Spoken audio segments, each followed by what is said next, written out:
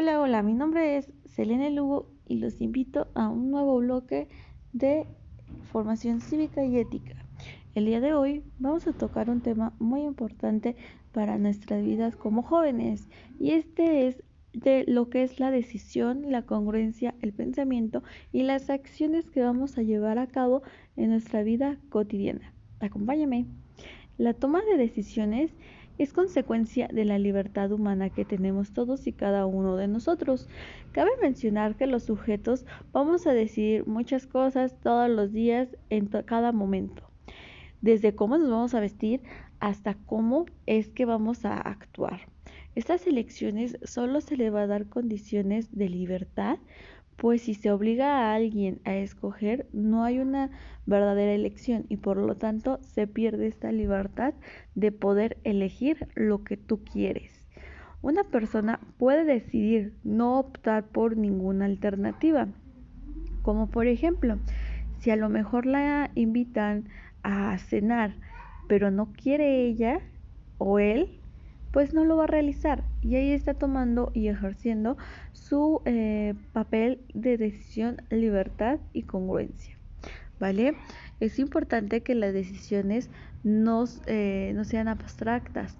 Todas ellas están pues inmersas en una circunstancia particular, en un lugar específico. Cada una de las decisiones se van a tomar en cuenta y a consideración de acuerdo a lo que nosotros vamos a decidir, a nuestra conveniencia. Todas estas decisiones que vamos a tomar en cuenta, cabe mencionar que ya seamos hombre o mujer, mayor o menor de edad, mexicana o extranjeros, estudiantes o trabajadores, va a influir en determinadas ocasiones en nuestra vida particular, ¿vale? Ya que las tomas de decisiones van a traer consigo consecuencias o retribuciones. Hay que recordar que estas se van a producir en la vida y de igual manera van a quedar como una experiencia y o un pensamiento de cada persona. En otras palabras, cada decisión es un caso específico, una situación especial. Nosotros no vamos a poder tomar la misma decisión muchas veces porque va a depender muchísimo de los factores que nos rodean. Otro factor que va a influir en las decisiones son el miedo, los deseos y las aspiraciones que vamos a ir teniendo. Y por supuesto, ¿por qué no? Los prejuicios que van a ir surgiendo dentro de la sociedad. Es importante identificar esos factores, chicos, y decidir cómo reafirmarlos junto con la libertad de las personas. ¿Sabían que Laurel Kuhn, psicólogo americano nacido en 1927, nos propuso 3 etapas del desarrollo moral? Y estas son las que se basan en la motivación, por las personas que van a empezar a tomar decisiones específicas. Según Carr, existen 3 etapas morales diferentes en la vida de los seres humanos. La primera etapa es la moral preconvencional. ¿Qué quiere decir esto? Esto quiere decir que esta fase va a pertenecer a los niños pequeños de entre 4 y 11 años de edad. Durante esta etapa, los niños van a tomar decisiones para evitar castigos y van a obtener recompensas. La segunda etapa es la moral convencional. Esta es la decisión que va a enmarcar en estas fases del desarrollo y van a estar mayormente regidas por la sociedad. Esto quiere decir que durante estas etapas las personas toman decisiones para complacer a los demás y obedecer la ley. La tercera es la moral postconvencional. Esta es durante esta fase en el cual los individuos vamos a alcanzar una madurez moral que va a tomar decisiones basadas en su propio criterio, de forma autónoma, sin afectar a terceras personas, y se dice que esta podría decir que los hombres y las mujeres de esta categoría van a actuar de acuerdo con su propia conciencia y que definitivamente sus criterios de estar bien o estar mal van más allá de lo que las leyes y la sociedad están determinando. Cuando las circunstancias, los maestros, amigos, problemas, necesidades o el contexto del cual nos estamos desenvolviendo nos obliga a tomar decisiones contrarias a nosotros mismos o a nuestro propio convencionalismo, esto va a poner en riesgo nuestra propia identidad y así vamos a cometer una incongruencia. Por esta razón, chicos, es importante pues consolidar nuestros propios convencionalismos, nuestra personalidad, a partir de la experiencia, ser críticos de los actos pues de las demás personas, pero previamente de los de nosotros mismos, para poder entonces procurar actuar siempre con congruencia mental. Y pues como podemos observar, la congruencia es una actitud de sinceridad con nosotros mismos. Andrew Morrows nos dejó una frase muy sincera y esta es: ser sincero no es decir todo lo que se piensa, sino decir nunca lo contrario de lo que piensa. Los dejo reflexionando con esta reflexión y nos pasamos al siguiente tema.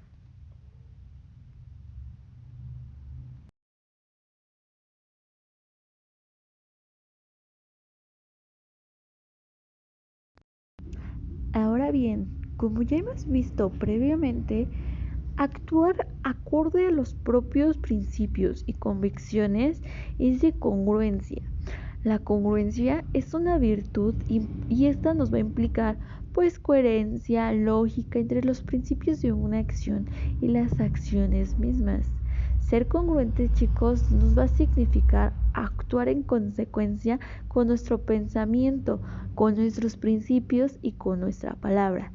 La congruencia es un hábito que rige y realiza esfuerzos masivos para que los miembros y los que vamos a ejercer a diario dichas decisiones las podamos afrontar de manera clara, precisa, y el esfuerzo que nos tome ejercitar diario esta acción nos traiga consigo beneficios. Un ejemplo de congruencia es que si consideras que la sinceridad es una forma correcta para relacionarte, sea sincero con los demás en los distintos ámbitos de tu vida, justo para ejecutar las virtudes de la congruencia, reforzar la libertad y ser conscientes y responsables de los actos. Es bueno tener claridad sobre las cosas, los asuntos, principios y diversos aspectos que son importantes para ti.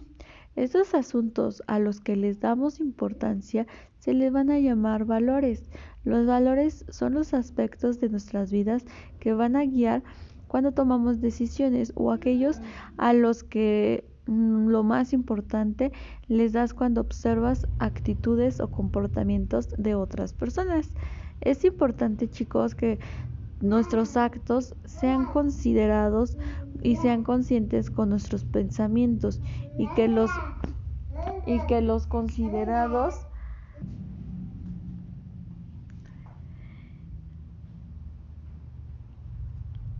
es importante, chicos, que todos estos actos nos estén pues reflejando lo que sea necesario para reflexionar sobre lo que es válido para nuestro país, nuestra comunidad, nuestra familia, así mismo como para nosotros como personas, pues así actuaremos de manera congruente.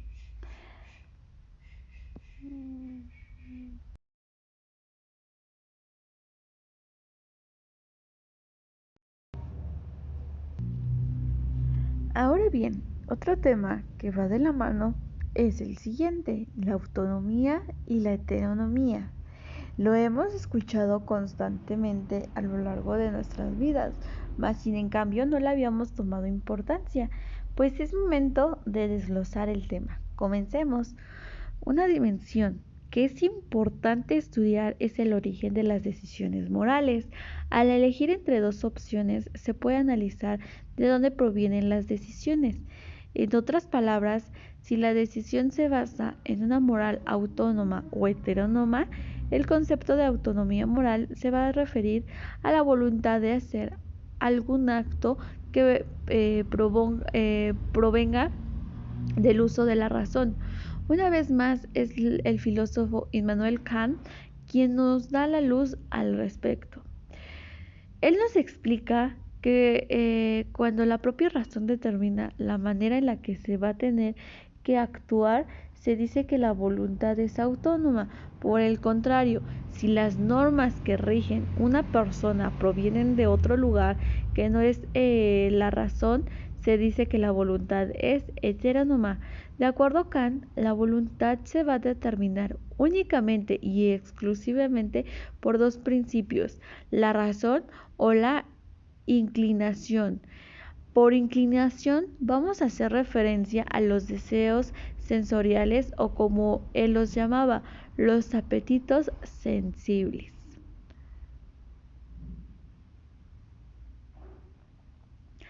Así que nuestras decisiones las vamos a poder tomar razonándolas o dejándolas en la presión social. Los deseos de otros, los temores, los miedos, además de los deseos corporales o materiales, Kant nos dice que las decisiones razonables son mejores. Este está dividido que Kant puede parecer rara o bastante alejada su realidad. Actualmente estamos acostumbrados a ver las normas morales y muchas leyes como restricciones a nuestra libertad. En pocas palabras, solamente vamos a creer que la libertad es estar en condición de hacer lo que se nos pegue la gana. Pero detengámonos a pensar un momento. Para analizar su propuesta con frecuencia, nos vamos a enfrentar a demasiadas situaciones que nos van a elegir, que tenemos que elegir. Como por ejemplo, fíjate bien, piensa muchísimo de nuestros deseos no son producto de nuestra razón. Sentimos sed, hambre, frío, sueño. Estas son necesidades a las que tenemos que hacer caso. Si por ejemplo, si queremos seguir sobreviviendo. Visto así, tomar agua no es un acto de libertad, en el sentido de que no podemos evitar tomar agua o no podemos evitar comer. Esto es algo biológico e independiente de nuestra voluntad. Por lo tanto, no somos libres de decidir beber o no tenemos que hacerlo. Sin embargo, nuestro comportamiento no está completamente determinado por instintos o por necesidades. En este constante, precisamente, nuestra libertad no es en la que pues posiblemente de hacerlo, en la que nos están especificando que nuestro comportamiento no está basado en completamente en determinados instintos o por necesidades. No, en esto está considerado precisamente nuestra libertad, no es la posibilidad de satisfacer nuestras necesidades o nuestros instintos. Aquí, en este caso, es donde vamos a precisar nuestra libertad. En este sentido, Kant pensó que cuando nuestros propósitos es cumplir todos nuestros deseos, en realidad no estamos ejerciendo la libertad para cumplir todos los deseos. Aquí es cuando debemos hacer caso a lo pues verdaderamente importante del mundo. Esto es hacer caso a las exigencias ajenas a la propia voluntad. Por ejemplo, una persona que considera que su comportamiento debe estar dirigido a buscar el reconocimiento social por encima de cualquier otra cosa, tendrá una conducta errática, inconsistente, no coherente. ¿Por qué? Porque pues de acuerdo con las circunstancias va a tener que juntarse con ciertos grupos de personas adoptando sus costumbres y tal vez al otro día tenga que abandonarlos. Así sucesivamente, cada vez que las circunstancias lo obliguen. En términos prácticos, chicos, la autonomía moral significa que las normas morales van a provenir de uno mismo, es decir, que nuestra voluntad puede estar determinada por sí misma, sin ser limitada por causas ajenas a ellas. Esto puede ser autodeterminación. Por ejemplo, cuando estás decidiendo a terminar el año escolar, ocurre que estás tú decidiendo que vas a terminar tus estudios. No importa si tus amigos se enojan porque no vas a todas las fiestas o si no tienes las mismas reglas en casa que ellos. Aquí la voluntad es autónoma. La autodeterminación puede ser el arma más poderosa que van a poder desarrollar ante las malas circunstancias y ante las adversidades que se nos van a ir presentando en nuestra vida cotidiana.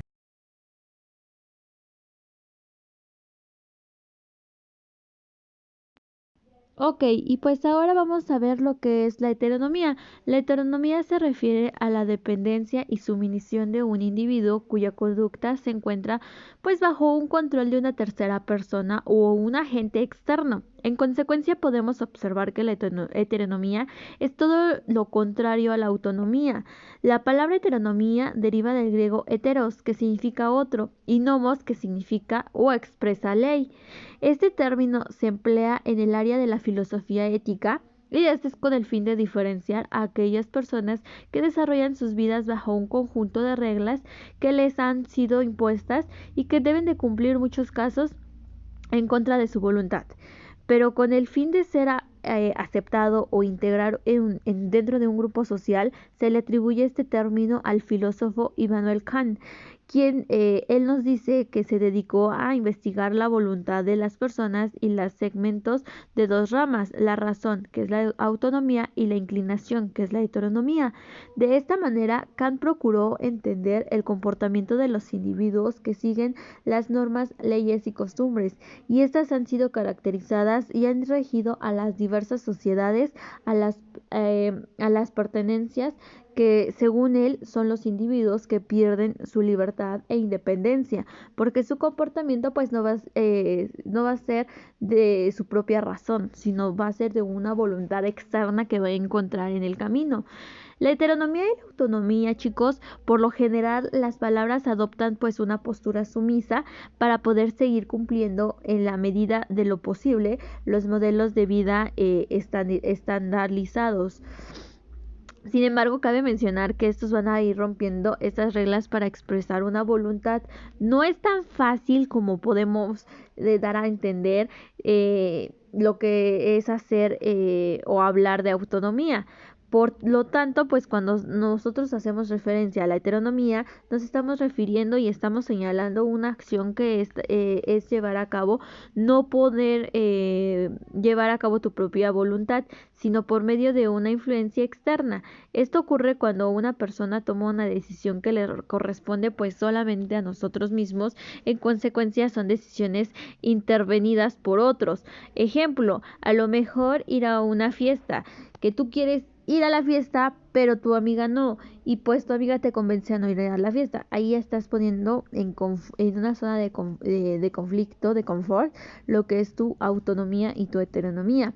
Ahora bien, la autonomía nos está indicando la capacidad que tenemos los individuos para tomar nuestras propias decisiones o incluso imponernos a un conjunto de reglas de manera independiente y sin la influencia de otras personas. La autonomía, chicos, nos va a implicar un proceso de maduración y desarrollo integral e incluso hasta individual.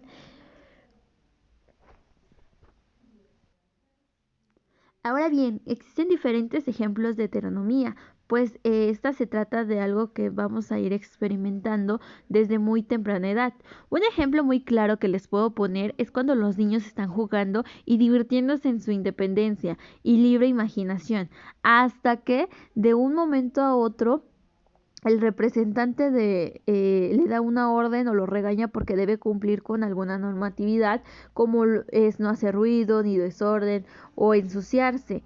En este instante el niño debe cumplir el llamado de atención y cumplir con lo que pues se le está siendo solicitado, es decir, actuar desde la postura de la heteronomía y sumisión.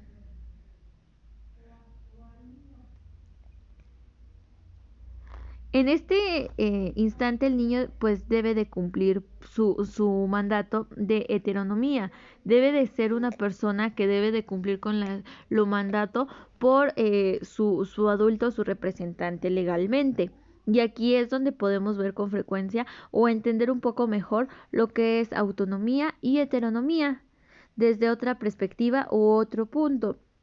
Otro ejemplo para que quede más claro es cuando un grupo de personas están pendientes de las últimas tendencias de la moda y hacen lo posible por seguirlas y vivir expresamente según los estereotipos propuestos.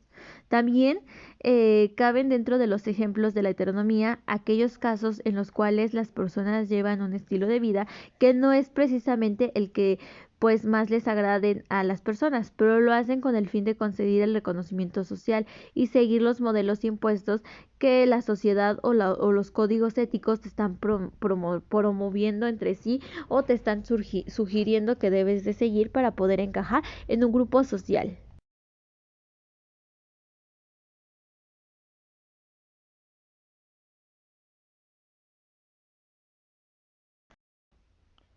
Ok, pues continuemos. Vamos a continuar con el siguiente tema y este es el de valores, tipos y jerarquías. Yo sé que ya habíamos visto anteriormente lo que son los valores, pero ahorita los vamos a reforzar, ¿ok?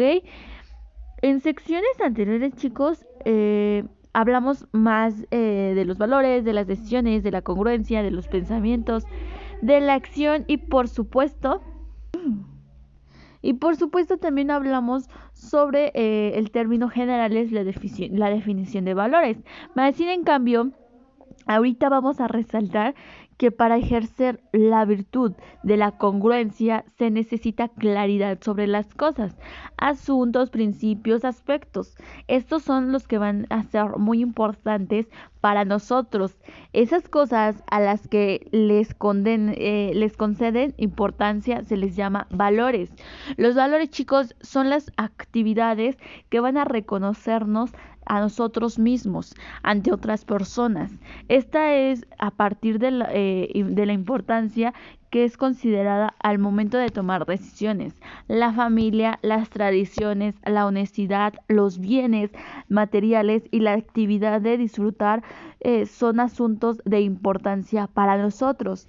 Esto significa que estos son elementos esenciales para los que las personas podamos adquirir dichos valores, ¿vale? Los valores son cualidades que las personas vamos a añadirles a las cosas, lo cual significa que un valor es una apariencia adicional que los seres humanos tenemos sobre objetos, actos y personas.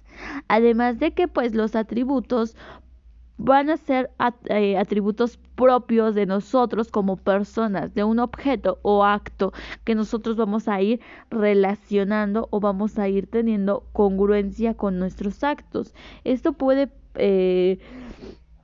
pasar como un ejemplo a continuación. Los atributos propios de una modelo son su color, su textura, su peso, su diámetro, etcétera. Adicionalmente, las personas deportivas a un valor es es el objeto, el 5 pesos, 10 pesos, etcétera.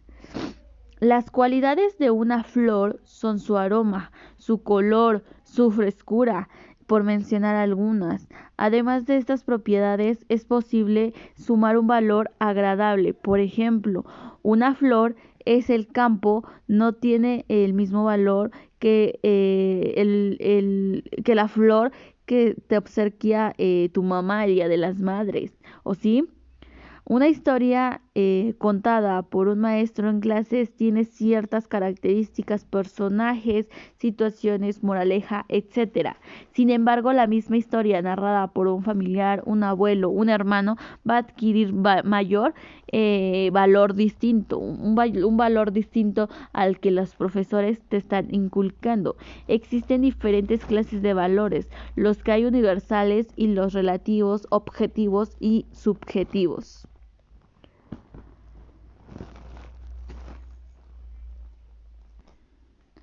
Y esto es lo que vamos a ver a continuación. Valores universales y relativos. Un valor universal, chicos, es un bien, un objeto de acto personal o un lugar.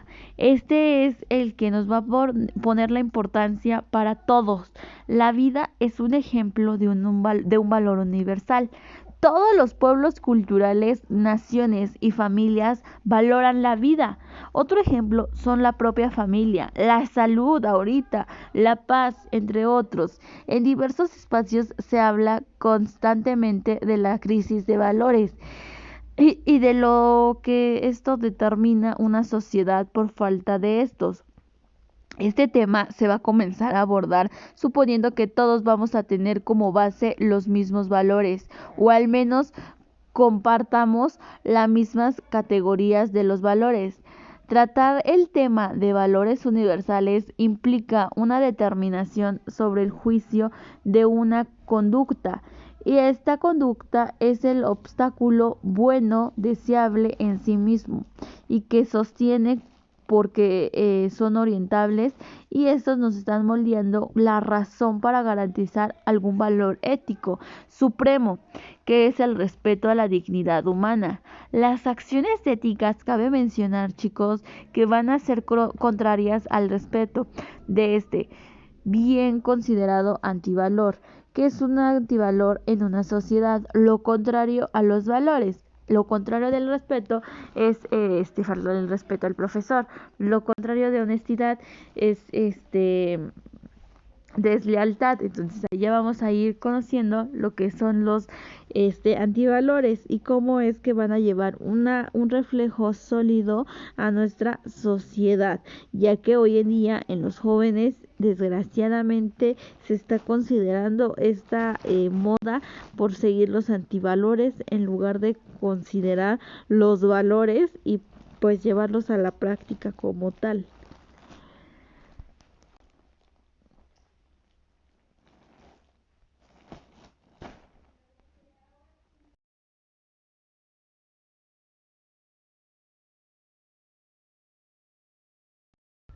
Y pues continuamos. Como ejemplo de valores y para que quede más claro y lo podamos entender de una mejor manera, cabe mencionar que los antivalores se van a conocer como todas aquellas actitudes negativas que nosotros vamos a ir presentando, que se van a oponer a lo que va a estar establecido como son los valores éticos y los valores morales. Ya sabemos que estos van a regular y guiar la conducta de las personas en la sociedad, pero cabe mencionar que la palabra como tal se va a ir formando pues con el prefijo anti, que significa opuesto, y el sustantivo valor, ¿vale? Para poder formar lo que es antivalor. En este sentido, los antivalores, chicos, van a ir conformando una serie de actitudes negativas e incluso se podría decir que peligrosas, que se contraponen a su par o a su opuesto de los valores, y estos no van a recibir el apoyo de la sociedad en general. Por su parte, los valores son los principios del buen obrar, del camino, de la virtud e incluso hasta del bien, mientras que los antivalores van a suponer una forma de actitud inadecuada e incorrecta. De ahí que los antivalores están asociados a conductas inmorales o incluso se podrían considerar antiéticas. Los antivalores atentan contra los valores sobre los que se funda nuestra vida en sociedad, como el respeto, la tolerancia, la honestidad, la responsabilidad, la lealtad e incluso hasta la solidaridad. Por lo tanto, los antivalores van a dificultar la buena convivencia, la armonía y pues el respeto mutuo. Los valores van a necesitar fluir en nuestra vida en sociedad.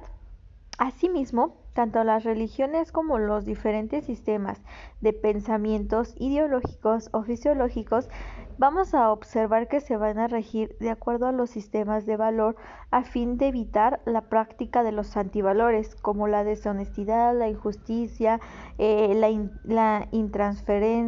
intransigencia, la intolerancia, el irrespeto o la irresponsabilidad, que se cuentan entre los más graves.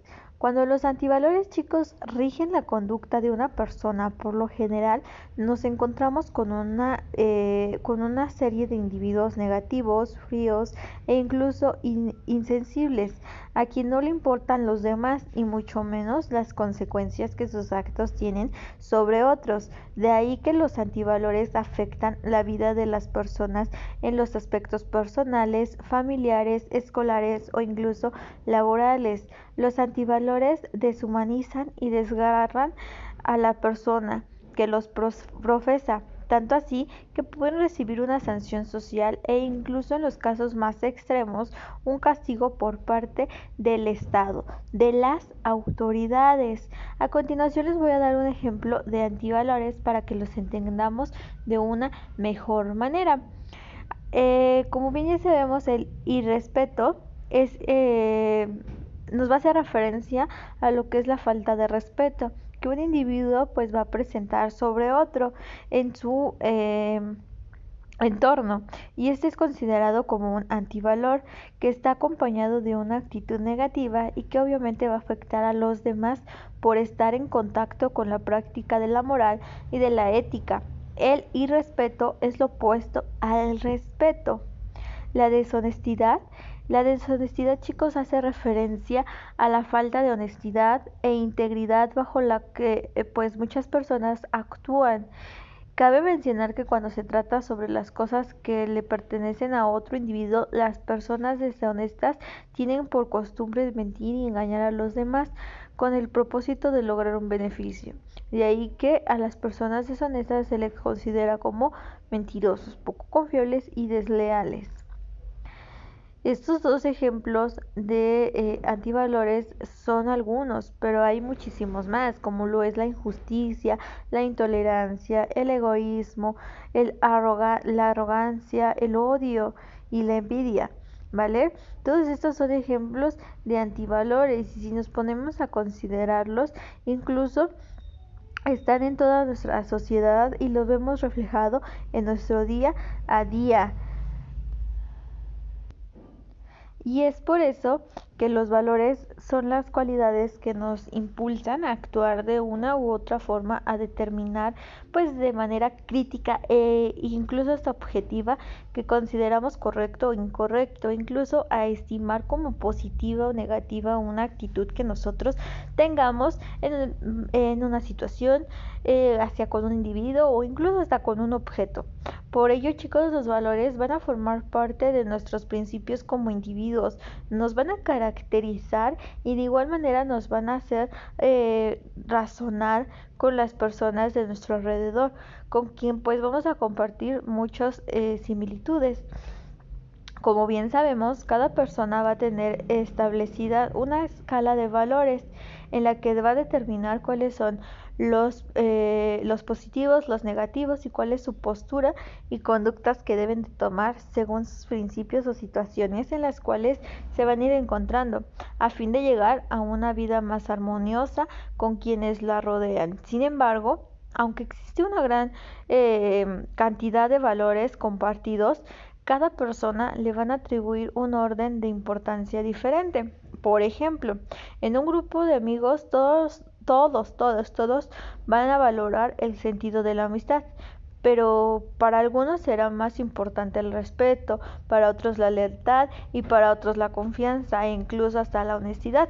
En este sentido, nos vamos a encontrar con unos valores que son compartidos y otros particulares, que responden, por ejemplo, a un orden social, cultural, organizacional o incluso hasta religioso. Los primeros valores que aprendemos son los que nos enseñan en nuestras familias, por ejemplo, el amor, el respeto y la gratitud. Luego, a medida de que nos integramos en la sociedad, conocemos y aprendemos otros tipos de valores, como los valores humanos, sociales, culturales o incluso hasta los éticos. Estos son los que complementan nuestra lista de valores personales, virtudes y cualidades. Cabe mencionar que aunque los valores tengan una connotación positiva, también van a existir una serie de antivalores o valores negativos, sobre los cuales pues muchas personas van a determinar sus conductas y acciones, como el egoísmo o el irrespeto. Los valores y su esencia son estudiados por la axiología. Esta es una rama de la filosofía. Y pues como bien ya sabemos, la axiología pues va a ser la rama que va a estudiar los pros, los contras de los valores e incluso hasta también un poco de los antivalores, para que les pudiésemos dar una respuesta y una solución a esta problemática.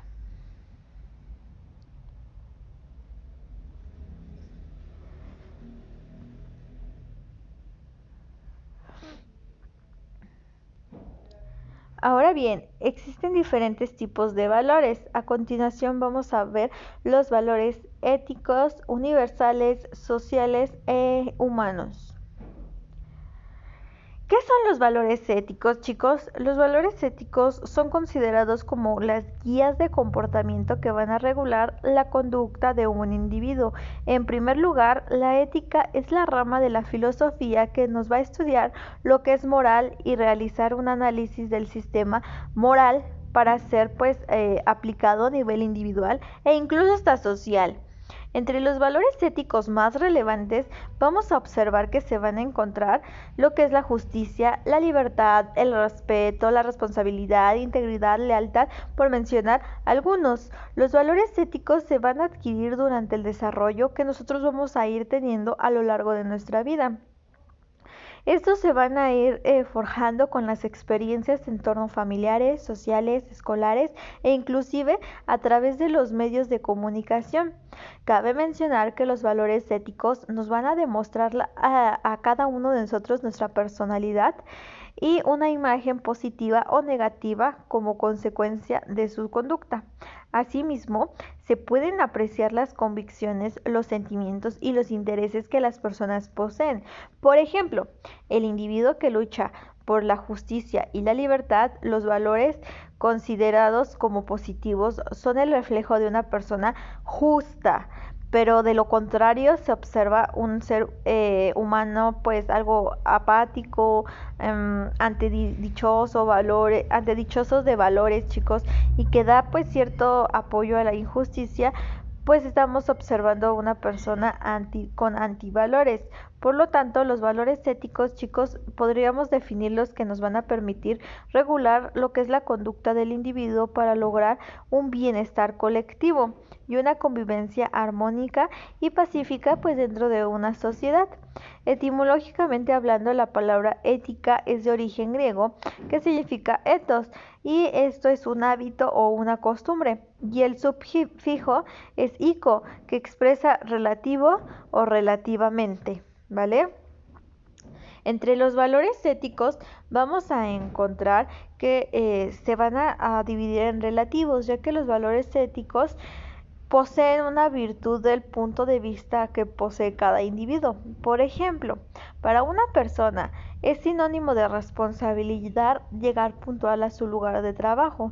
No obstante, para otra esa situación no es considerado como algo de relevancia, por lo que puede llegar con retraso a su puesto de trabajo y no sentirse irresponsable por el mismo acto. Por lo tanto, se debe mencionar que son muchas las personas que no comparten opiniones ni respetan la diferencia entre ambos puntos de vista. Es decir, lo que para algunos es una actitud ética o positiva, necesariamente no lo es para los demás.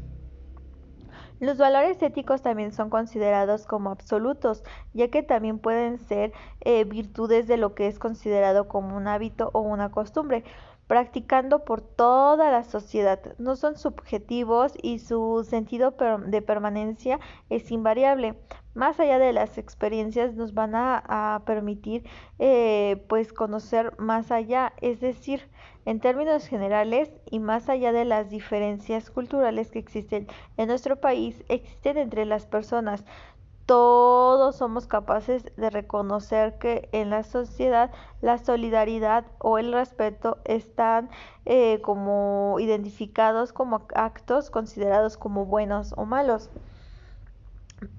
Otro ejemplo clave sería: todos los individuos sabemos o reconocemos que es la cordialidad, más allá de que la pongamos en práctica o no con quienes estamos en nuestro alrededor. Es una elección que nosotros tomamos si la llevamos a la práctica o no lo llevamos a la práctica. Cabe mencionar que dentro de nuestra materia de formación cívica y ética vamos a tener lo que son los juicios éticos, ¿vale?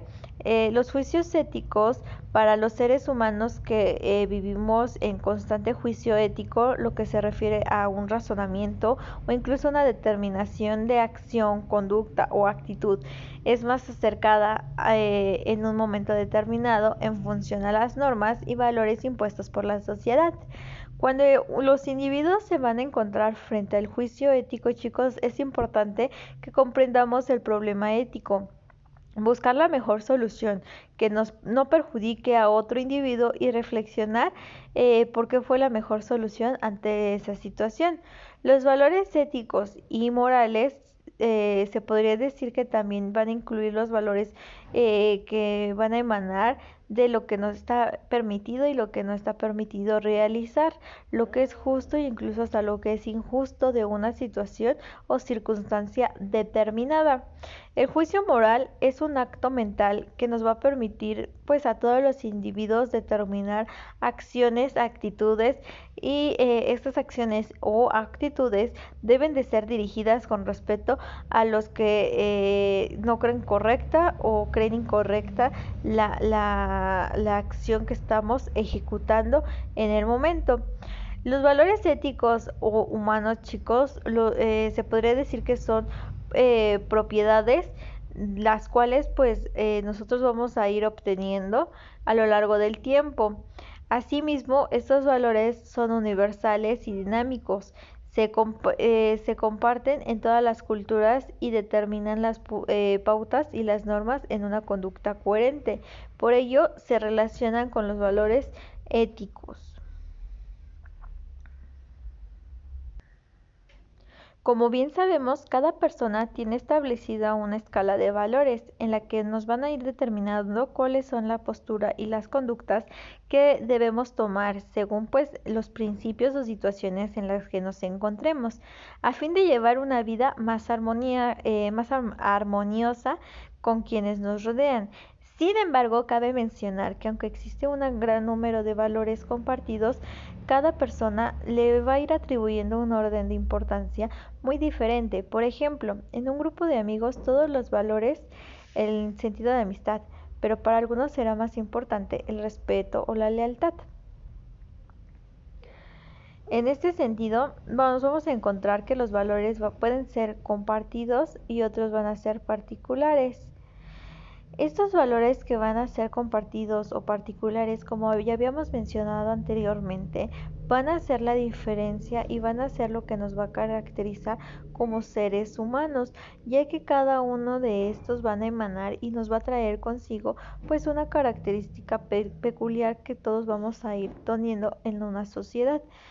Cabe mencionar que los valores personales son uno de los valores que tienen más relevancia dentro de las pautas que van a ir estableciendo cada individuo para irse adecuando a un estilo de vida o ir definiendo su personalidad y de esta manera pues ir cumpliendo metas de manera satisfactoria. Y de igual manera esto nos va a ir determinando para satisfacer necesidades y seguir una lista de acciones positivas. Los valores personales van a reflejar las necesidades internas que cada quien posee y los deseos que tienen a realizar. Esto cabe mencionar que van a formar parte de los parámetros de conductas que tenemos los individuos y que van a ser considerados de manera correcta. Estos valores, chicos, personales, cabe mencionar que son flexibles y varían en el tipo de medida en la cual nos encontramos o incluso en cada persona o cada creencia va a ir definiendo su propia personalidad. Van a ir experimentando diversas situaciones.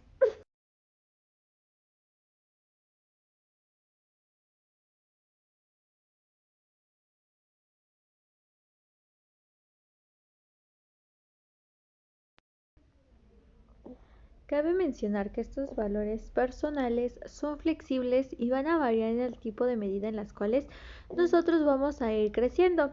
Estos nos van a ir definiendo nuestra personalidad y de igual manera vamos a ir experimentando con diversidad de situaciones y de igual forma pues vamos a ir sobrepasando dificultades.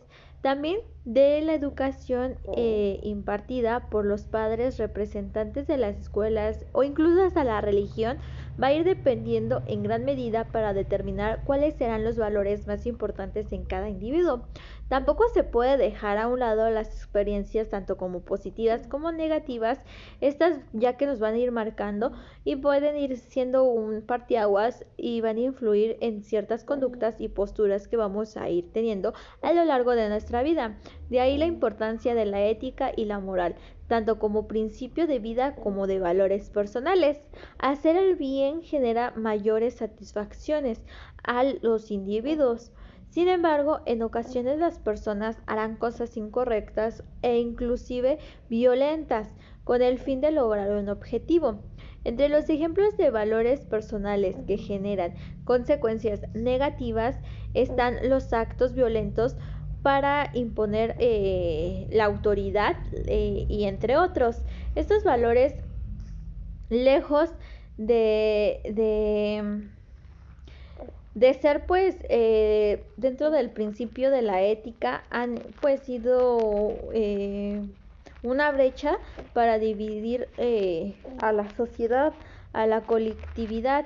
Por eso es que se dice que los valores personales nos sirven de recordatorio del tipo de vida que cada quien desea llevar. Ser aceptados en un grupo, en la sociedad, o compartir experiencias sentimentales, dar y recibir respuestas positivas ante situaciones difíciles. De ahí la importancia de hacer constantemente una evaluación y un equilibrio de los valores personales que se van a aplicar al momento de tomarse en cuenta el tipo de necesidades que vamos teniendo, o incluso los cuales nos vamos a ir imponiendo para tener pues fusión en nuestra personalidad y en una sociedad. Eso nos va a definir con los valores personales más destacados. Los valores personales destacados, chicos, son como su nombre lo indica. Nos van a ir marcando lo que es la personalidad de cada quien. Para algunos será más importante el respeto y la amistad, y para otros la honestidad y el compromiso. Sin embargo, existe una lista de valores que en términos generales son importantes y reconocidos para todos, como por ejemplo el respeto, la tolerancia, la honestidad, la responsabilidad, justicia, libertad, por mencionar algunos.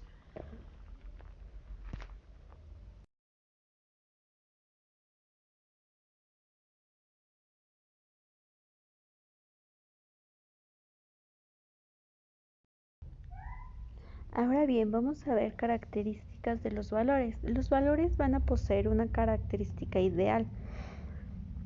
Si se subjetivista, esta característica se concibe como los fines o objetivos de las normas, o sea, se señalan nuestros ideales, lo que creemos que es valioso y convincente y alcanzable.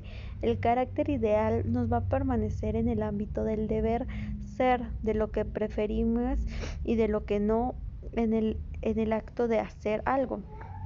Por el contrario, los objetivistas consideran este carácter como una propuesta realista, esto es como ideales, es un sentimiento de existencia inmaterial, pero real, que también está dictada por lo que debemos de saber. Los filósofos también coinciden en que los valores tienen polaridad. Esto significa que a todo valor le corresponde un antivalor o valor negativo, es decir, todos los valores se ordenan en pares de opuestos, en lo que uno es positivo, el valor, y el otro es negativo, el antivalor. De este modo, a la lealtad le corresponde la deslealtad, a la gratitud la ingratitud, a la bondad la maldad, la belleza se corresponde con la fealdad, a lo que lo justo es lo injusto, y así sucesivamente.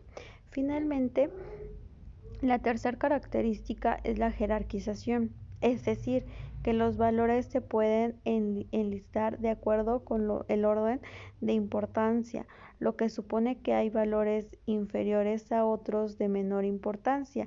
Esta característica es fundamental para resolver dilemas éticos, elaborar un cuaderno con una tabla, las categorías de las características de los valores, e incluye dos ejemplos propios. Esta tabla la vas a realizar con tus propios valores y antivalores que tienes. ¿Sabían que puesto que no todos los valores tienen la misma importancia, cuando se da un conflicto de valores tenemos la obligación moral de optar por los valores superiores? Por ejemplo, no se vale poner en riesgo vidas humanas solo para ganar dinero. En cambio, sí es moralmente correcto utilizar una fortuna para salvar vidas. Por ejemplo, Oscar Salz un empresario alemán del acero que no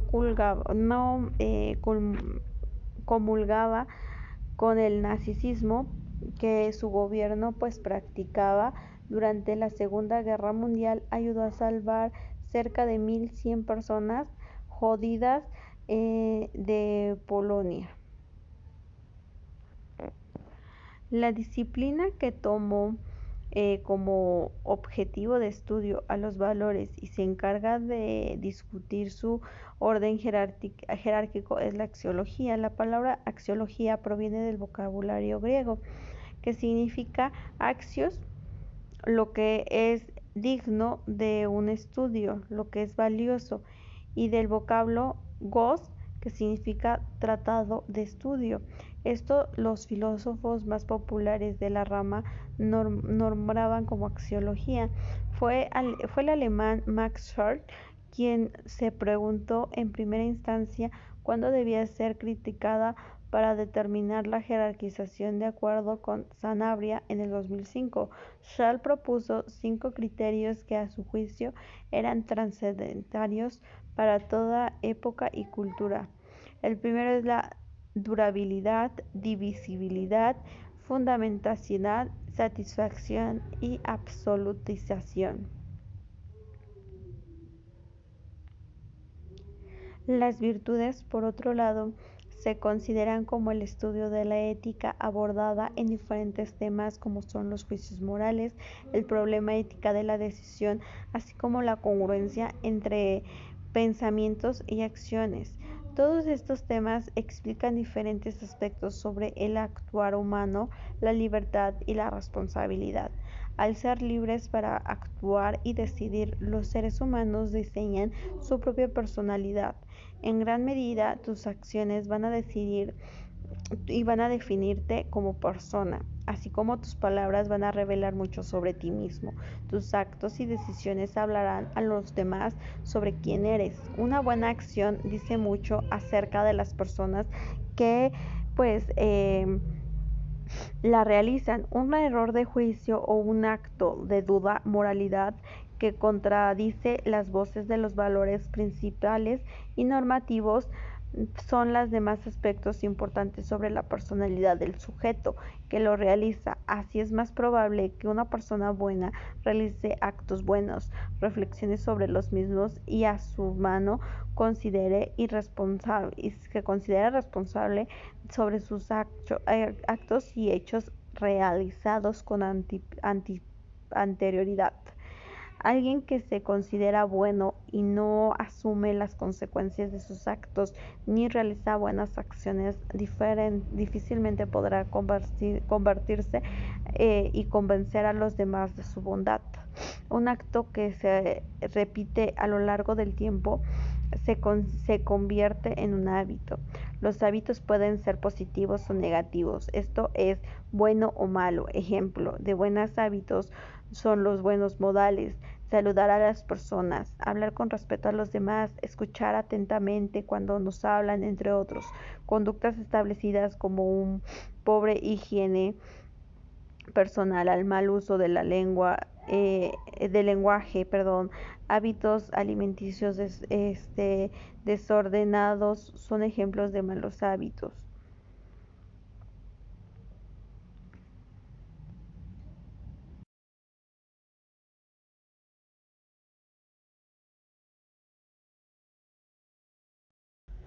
Ok, vamos a continuar ahora con el tema de la democracia.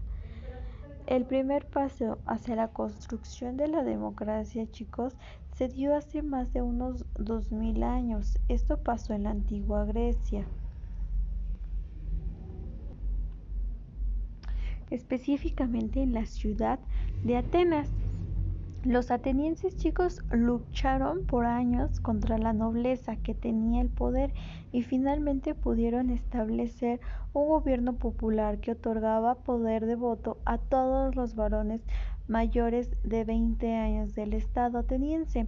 Se dice que se calcula que el número de ciudadanos de Atenas en ese entonces era de aproximadamente 45,000. cuando era necesario tomar decisiones importantes como lo relacionado con la guerra. Por ejemplo, se necesitaba el acuerdo de al menos 6.000 ciudadanos. Otro factor importante es la democracia en el mundo moderno. Después de la caída del Imperio Romano, se dice que se comenzó con la desvanecimiento de la idea de la democracia casi por completa. Sin embargo, en algunos países, chicos, se dice que perduró la tradición germánica del Consejo Popular, a partir de la cual se constituyó la idea del Parlamento moderno, un parlamento en un sistema de gobierno representativo. Este nos iba generando como un sistema de dos cámaras que fueron representativas y de igual manera iban a ser elegidas por votos de los ciudadanos. Pero el elemento más importante para el desarrollo de la democracia en Europa después de la Edad Media se dice que fue la creación de la Cámara de los Comunes en la Gran Grecia y en Bretaña en el siglo XIII. Esta cámara funcionó como un parlamento rudimentario, tenía muy pocos derechos y se dice que estaba casi totalmente subordinada al poder de la monarquía. No fue sino hasta el siglo XVIII que la Revolución Inglesa posibilitó una cámara que representara los intereses populares. Fue un documento el cual fue llamado como Bill of Rights, de declaraciones de los derechos, el que dio inicio al Parlamento en Europa. Esto fue en 1689. Entre sus disposiciones, el Bill of Rights concedió al Parlamento inmunidad frente a la monarquía. Así se crearon los primeros derechos del Parlamento moderno y con este surgió la primera democracia moderna. En 1762, Jean-Jacques Rousseau hizo pública su idea de un contrato social con el cual se comenzó con una bolita como una bola de arena, ya que se comenzó con una conciencia de acuerdo a la democracia y a la igualdad, y esta era la que nos iba promoviendo la igualdad entre gobernantes y gobernados. En la monarquía, el rey o el monarca asegura que tiene derechos al trono y al poder porque son moralmente superiores al pueblo que el gobierno.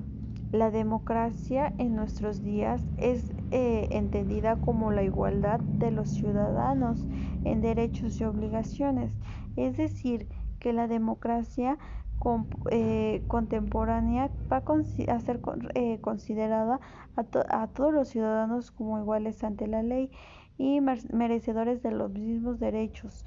La democracia actual invita a todos los ciudadanos a ser participantes de las decisiones políticas. Por ello, su experiencia máxima es el voto universal. Como dato curioso, ¿sabían que en México las mujeres tenían prohibido votar si no fue hasta el 17 de octubre de 1953 que de 356 candidatos registrados para elección popular, 20 eran mujeres y solo 4 llegaron a ser diputadas federales? Ahora bien, el ejemplo del Parlamento inglés y la propagación de la filosofía democrática hicieron a Estados Unidos en 1787 el primer estado democrático moderno. Estos procesos inspiraron la Revolución Francesa y llevaron a una gradual democratización de países.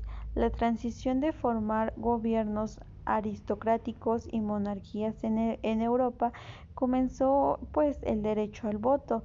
Para el año de 1950 se constaba en un mundo de 22 estados de derecho democrático, los cuales otorgaban entre otros el derecho a votar por sus ciudadanos, incluidas mujeres. Para el año de 1999 ya existían 192 estados soberanos y con derechos políticos a todos sus ciudadanos. La democracia como sistema de gobierno conlleva a principios como la paz, la tolerancia, la pluralidad de ideas, el poder y la verdad, entre otros principios, por lo que se comprende una dimensión ética. Posiblemente lo primero que pensamos cuando se habla de democracia es el poder del pueblo, es decir, la capacidad de los ciudadanos de elegir a sus gobernantes. Y pues además de que ellos mismos sean quienes establezcan los mecanismos a candidatos suficientes para evaluar y controlar a los gobernantes. En segundo lugar, la democracia supone que todos los miembros de la sociedad son capaces de dialogar, debatir y a partir de la argumentación y evidencias llegar a una conclusión. La democracia, chicos, es un sistema político, como ya vimos, en el que la población tiene una importante participación. Esta tiene una función esencial y participativa para todos y cada uno de nosotros. Una de las características típicas de la democracia son las elecciones y como ya bien sabemos, este es un proceso de elección que debe de ser representativo gubernamentalmente sobre quienes van a delegar las responsabilidades de dirigir al Estado en un cargo público. Otra característica del sistema democrático, chicos, es el respeto a la oposición política, así como respeto y protección a los derechos humanos.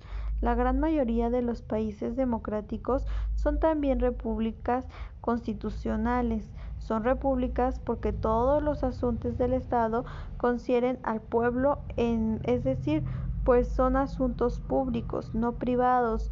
Público se origina del latín populos, que significa pueblo. Por eso, pagar un soborno a un policía o a algún presidente municipal o a otro funcionario público es un acto de corrupción, porque el interés es de una persona sobre las demás. Es una democracia, el pueblo es el poseedor de la soberanía, de los poderes del Estado, es decir, es una soberanía pública, porque el pueblo va a ser el que va a incrementar un sistema político para el pueblo mismo, casi siempre por medio de una constitución. Otra característica fundamental del Estado democrático es que tiene un territorio, que es el espacio físico donde habita el pueblo y donde habita el pueblo y ocurre pues de la toma de decisiones políticas y delegar pues poderes a los representantes. Este proceso existe y le da vida a los mecanismos de transparencia del poder, puesto que con las elecciones democráticas se justifica y se legitimiza siempre a los ganadores y a los perdedores de estas votaciones.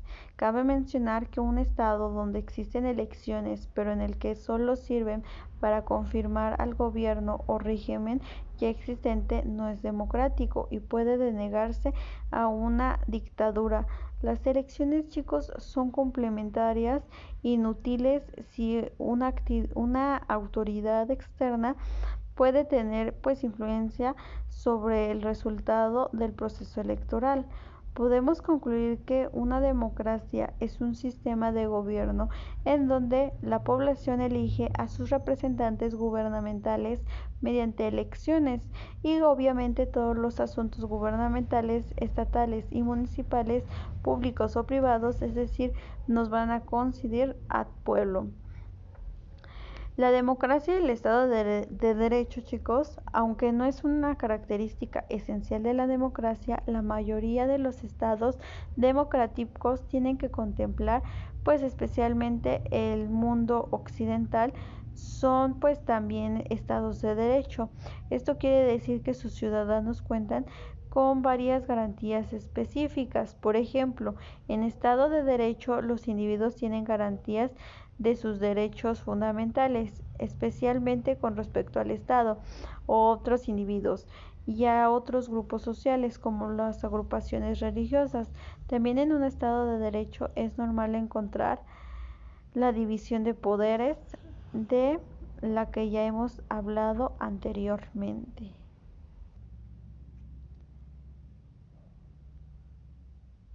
Dividiendo a los representantes del Estado en gobierno, el poder ejecutivo, un parlamento o un poder legislativo y la corte, o sea, el poder judicial, finalmente algunos de los ciudadanos más importantes que poseen todos los estados de derecho democrático son la libertad de opinión, la libertad de pensamiento, la libertad de prensa y de medios masivos de comunicación. Adolf Hitler accedió al poder democrático con la aprobación de una mayoría, pero esta acción no es suficiente para considerarla buena. Si la mayoría elige democráticamente, solo ve por sus intereses individuales y desprecia la minoría, entonces no habría diferencia entre la democracia y una dictadura.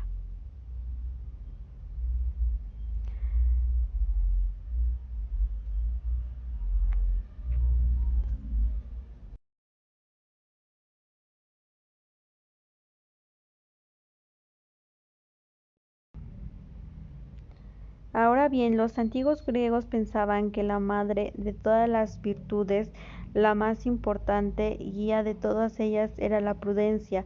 Por prudencia se entiende a la hábitat de autogobernarse de acuerdo a la raza. Una forma de prudencia es la cautela, la precaución.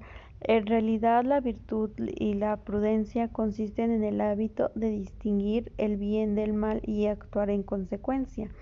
La virtud, según la filosofía griega, está ligada de manera estrecha con la felicidad. Una vida virtuosa es una vida feliz, pues la felicidad es la consecuencia natural del hábito de hacer las cosas bien.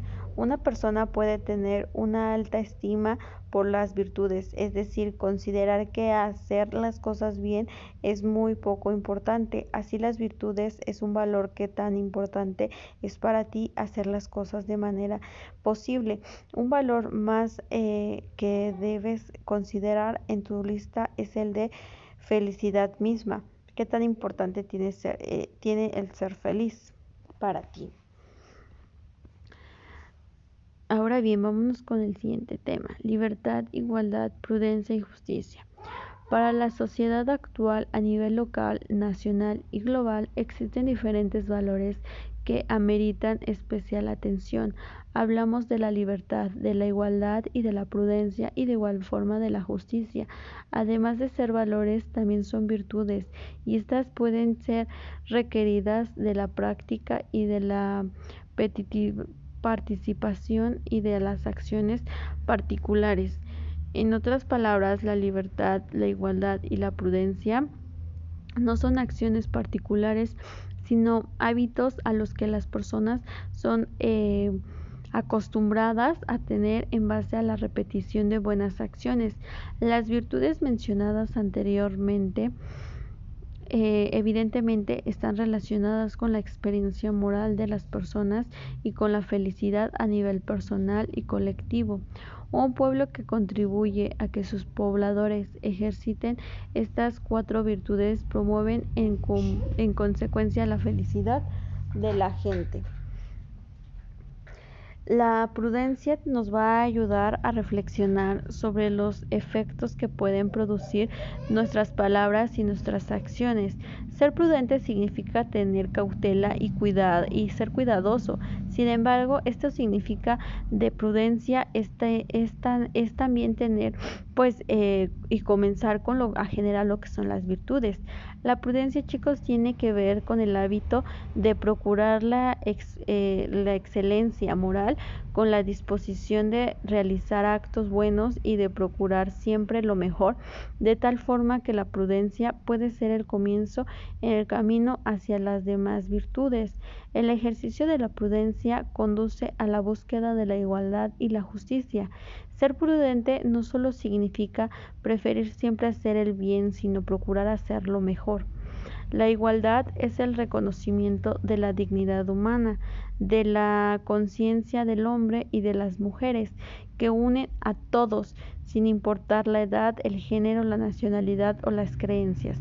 El reconocimiento de la igualdad humana consiste en hacer a un lado las diferencias culturales y contextualizadas para privilegiar su condición de ser humanos, con virtudes y defectos. Después de todo, independientemente de sus circunstancias, todas las personas están de igual manera condicionadas con respecto al bien y al mal de sus acciones. De anterior implica que cualquiera puede cometer errores y hacer el mal. Lo importante es asumir las consecuencias de los actos y corregirlas rumbo hacia el desarrollo de las virtudes. Admitir las condiciones que une a todos los seres humanos conlleva al reconocimiento de la igualdad, que a su vez reclama la virtud de la justicia. Una persona que no reconozca la igualdad no practica la virtud ni la justicia. La justicia se entiende de dos formas, como justicia distributiva y justicia correctiva. La justicia distributiva se explica con la máxima dar a cada quien lo que corresponde. Esto significa que la justicia distributiva está relacionada sobre todo con los bienes que son proporcionados a los seres humanos con base a los méritos. Algunos ejemplos de esto son la asignación de sueldos y salarios de acuerdo con el trabajo de cada individuo, las calificaciones según el esfuerzo de los estudiantes, así como los beneficios otorgados a las personas a partir del esfuerzo que han realizado para obtener algunos resultados. Otra forma de entender la justicia distribuida es la asignación de bienes de acuerdo a las necesidades de los demás. La primera intervención de bienes se basa en darle a cada quien lo que le corresponde, a darle a cada persona lo que es justo, anteponiendo las necesidades de los demás. Otra clase de justicia es la correctiva, que consiste en restablecer el orden solo en el Estado, y esa tiene facultad de ejercicio. En términos generales, la finalidad de la justicia correctiva es revertir una injusticia cometida por algún ciudadano y en el restablecimiento del orden por medio de penas, multas o servicios. También se pueden formar otras partes de interdependientes de la justicia. Una de ellas es la justicia para partes de la igualdad de las personas. Esta forma consiste en reconocer la igualdad de las condiciones humanas y garantizarle a todos, sin distinción alguna, tengamos acceso a lo más importante, los valores de la sociedad, que es la vida, la salud, la seguridad, la paz y la cultura, y que son acceso a la ley. Esto nos lo está estipulando nuestra Constitución mexicana. Por último, vale la pena reflexionar un poco sobre la libertad, que es quizás la primera y más importante condición para desarrollar las virtudes y la creación de una escala de valores propia y la procuración de la excelencia moral. La libertad es la condición más importante del desarrollo de las virtudes como la prudencia y la justicia, porque sin estos no existe la realidad. El acto moral, un requisito para hacer el bien, es hacerlo de forma libre y consciente, es decir, con pleno uso de las facultades de la inteligencia y la voluntad. La inteligencia es necesaria para discernir entre lo bueno y lo malo. Comparte dos bienes igualitarios deseables, sin embargo, para elegir el mejor entre dos bienes y orientar la acción hacia su consecuencia, es necesario el ejercicio de la voluntad. En otra parte, no es suficiente saber que fumar es malo para la salud, también hay que hallarle y llevarlo a cabo el no fumar. El que es obligado a realizar de alguna manera el bien por las leyes, por sus padres o por la sociedad, en realidad no está alcanzando el desarrollo de la virtud, pues no desea ese bien. Una persona no puede ser completamente responsable de las consecuencias de sus acciones si no fue obligada a efectuarlas. Por supuesto que el ser humano, en última instancia, es siempre libre para continuar el curso de sus acciones, pero existen algunas clases de coerción en la realidad de un acto. La responsabilidad se ve disminuida.